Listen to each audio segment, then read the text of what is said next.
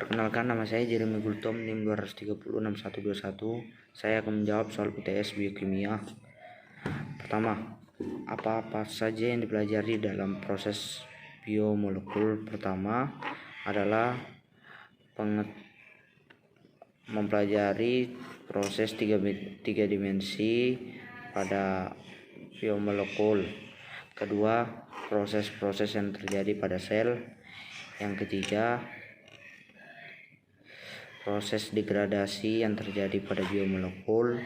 Yang keempat adalah pemanfaatan hasil energi yang dilakukan oleh sel.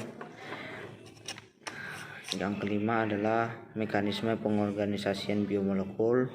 Yang keenam adalah penyimpanan dan pewarisan informasi genetika.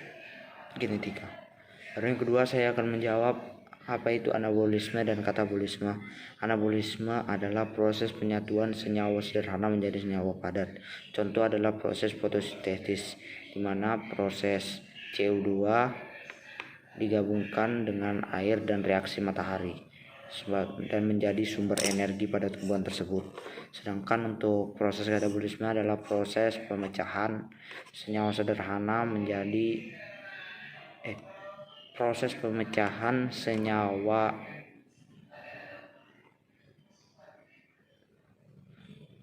senyawa kompleks menjadi senyawa sederhana. Contohnya adalah proses pemecahan atau proses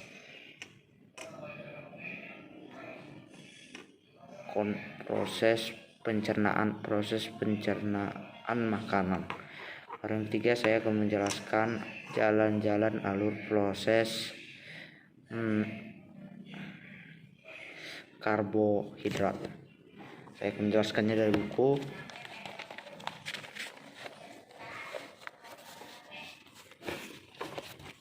Di sini ada proses-prosesnya dan saya akan menjelaskan. Pada proses ini proses glikolisis.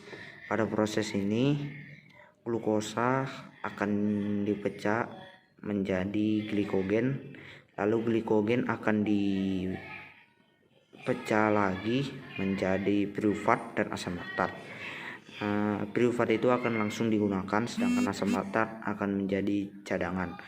Lalu untuk proses glikogenesis ini, glukosa akan diubah menjadi glukosa 6-fosfat, lalu diubah lagi menjadi glukosa 1-fosfat, lalu UDP glukosa, lalu diubah lagi menjadi glukosa unit, lalu menjadi glikogen.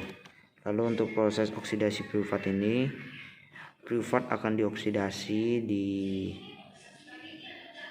dalam hati. Sedangkan untuk siklus asam sitrat ini, prosesnya yang pertama adalah sitrat akan diubah menjadi isositrat, lalu diubah lagi menjadi alketon glutarat, lalu diubah lagi menjadi saksinal AOA, lalu diubah lagi menjadi suksinat, lalu diubah lagi menjadi fumarat, diubah lagi menjadi malat, dan diubah lagi menjadi oksaloasetat.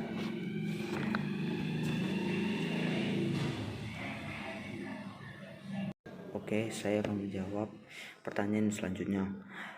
Pertanyaan selanjutnya adalah jelaskan 4 proses beta oksidasi. Pertama adalah proses oksidasi, di mana asetil CoA akan dihidrasi oleh FAD. Lalu proses hidrasi, di mana NuI-CoA akan menghidrasi dua ikatan tersebut. Lalu proses dehidrogenasi, di mana MinOH akan dikatalis dan menjadi keton. Lalu yang keempat adalah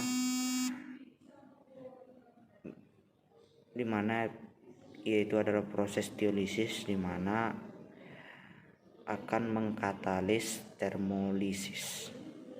Lalu soal selanjutnya adalah bagaimana cara ternak untuk mempertahankan glukosa. Ada 3 cara karena untuk mempertahankan glukosa dalam tubuhnya, yaitu proses glikolisis,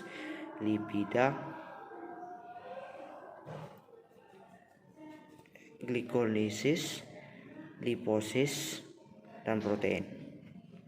Yang pertama adalah glikolisis. Pada proses ini yang pertama adalah glikogenolisis. Pada proses ini yang akan digunakan adalah glikogen yang tersimpan di dalam otot atau dalam hati yang akan diubah menjadi pirufat. Lalu untuk lipid, ini adalah lipolisis. Proses ini adalah mengubah asam lemak menjadi pirufat. Dan protein, pada proses ini protein akan diubah juga menjadi pirufat atau glukosa.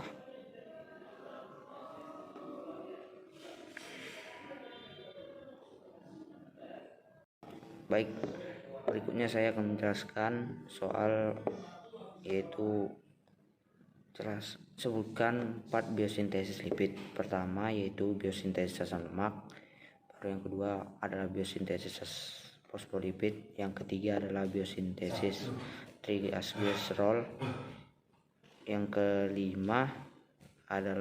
keempat adalah biosintesis kolesterol dan steroid. Lalu soal berikutnya adalah apa perbedaan oksidasi alfa, omega, dan ketogenesis. Pertama, oksidasi alfa terjadi pada rantai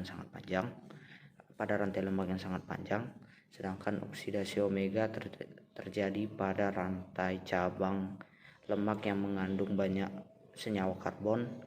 Lalu ketogenosis terjadi adalah oksidasi pemecahan asam lemak dengan asam amino keton. Demikianlah jawaban yang bisa saya sampaikan. Kalau ada kekurangan, saya mohon maaf. Terima kasih.